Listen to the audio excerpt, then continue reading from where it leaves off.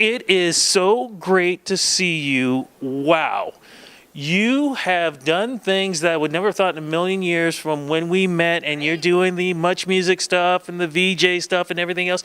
How did you make this transition from being that, interviews, television star, all that stuff, to becoming a chef, becoming an author, becoming a vegan chef, and more importantly, helping people with not just the types of foods they eat, but their health in general too? Yeah, I always wanted to help people. That was my main motivation really for wanting to be on Much Music when I was younger, is I just wanted to, I don't know, I had this desire to be on a platform where I didn't know what I wanted to say, but I wanted to say something, right?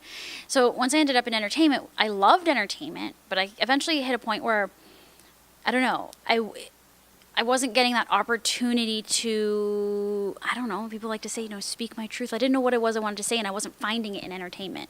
And I loved meeting artists, and I loved talking about art and music, and I just noticed I wanted the conversations to get deeper and more important. And eventually my interest in music and entertainment just kind of like fizzled out. Like, it's something I never thought would happen. I thought, I'm going to love music forever. I'm going to love bands forever.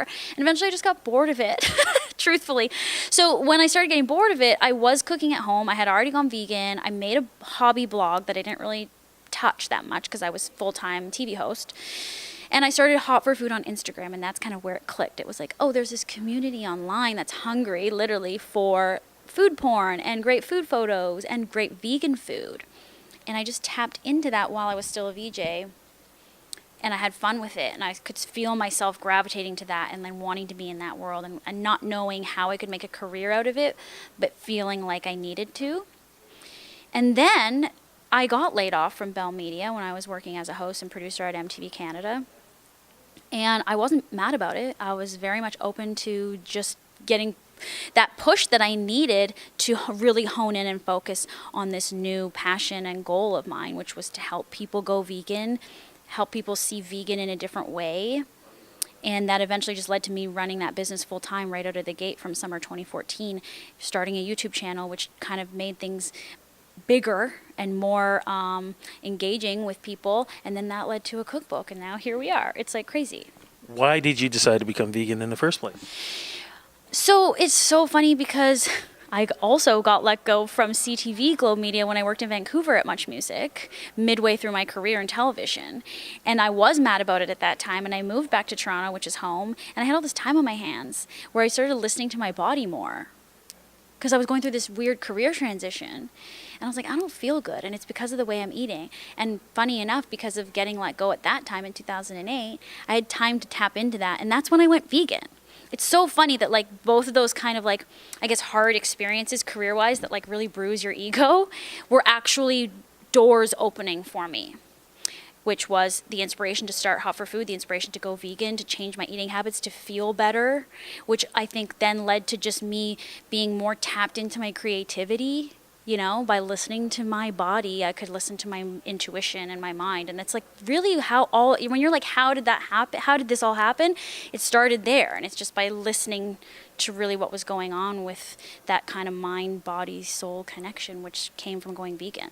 For folks who don't know what vegan is, because there are people who think it's a cult, oh my God, you're vegan. I might sound like it is the way I was just speaking, but I just believe in that. And I think we have these bodies that we need to take care of, right? But what is vegan? Yeah, and so vegan is eating plant-based, eating no meat, dairy, eggs, or animal derivatives and products, and eating plant-based, eating all plant foods, which is very clean. It's a clean way to eat.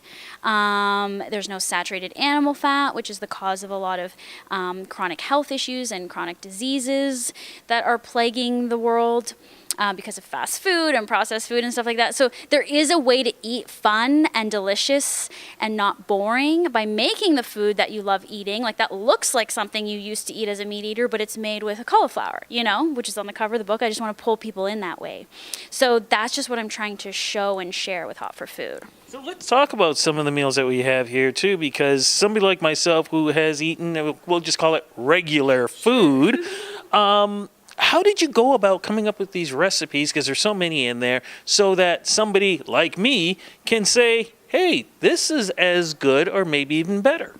Well, because when I went vegan, I fell into a lot of those missteps as well of like, oh, so now I've taken all of these animal products out of my diet and I got to eat vegetables and I'm just eating salad and I'm eating cold food and blending smoothies.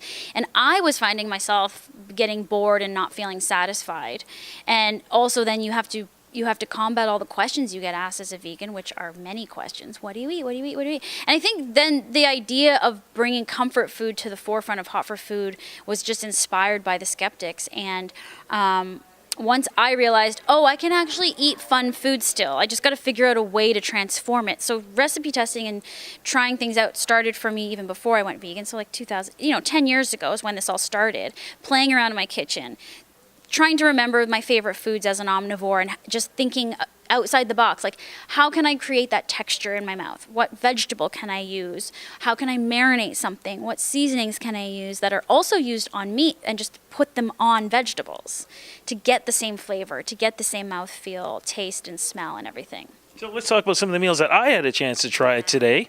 Mac and cheese. Yeah, bacon mac and cheese. So there's shiitake bacon on top. So you get a sweet, smoky, chewy little bite of something in and amongst creamy, cheesy, rich mac and cheese and macaroni pasta with a breadcrumb topping. So you get all those textures. You get creamy, you get soft, you get crunchy, you get chewy. And that's going to be happy in your mouth. That's all you're looking for, right? We also did a lemon meringue pie tart for you. And I'm going to interrupt you and say it tastes like, I would say again, normal. A normal lemon meringue pie tart, which just because something's vegan does not mean it needs to then be something like startling to your mouth. And like, well, it doesn't need to be that way. It can be the same. I don't see, not everyone can do it, pull it out of their brain the way I did, but I tested it and I tried to make something so that there is no compromise. Because I don't want you tasting it and going, that's okay, but the regular kind are better. It's like, no, just eat this vegan one because it's exactly the same. Okay, now let's go in because, of course, I grew up being a meat eater. The Philly cheese sandwich tasted awesome. I'm glad you like it. Yeah, so that was a homemade seitan, which is a meat substitute. It's a way to make a homemade meat-like substitute that I thinly shaved, cooked with onions and green peppers, the way you would do with meat for a Philly cheesesteak. So same, again, flavor profiles, but applied to a plant product that is made from scratch, and then a homemade nacho cheese sauce that's spicy from pickled jalapenos, and the cheese sauce is made from potatoes and carrots, and I know that sounds weird to anybody listening, but you saw it, you saw the proof. I blended it. It was smooth, it was cheesy, it was creamy, it was warm. And it doesn't take long to make. No, it doesn't. It's just, it's going to take a little bit of time and readjusting of your habits to kind of get your pantry slightly different than you're used to. Like probably more spices than you're used to using.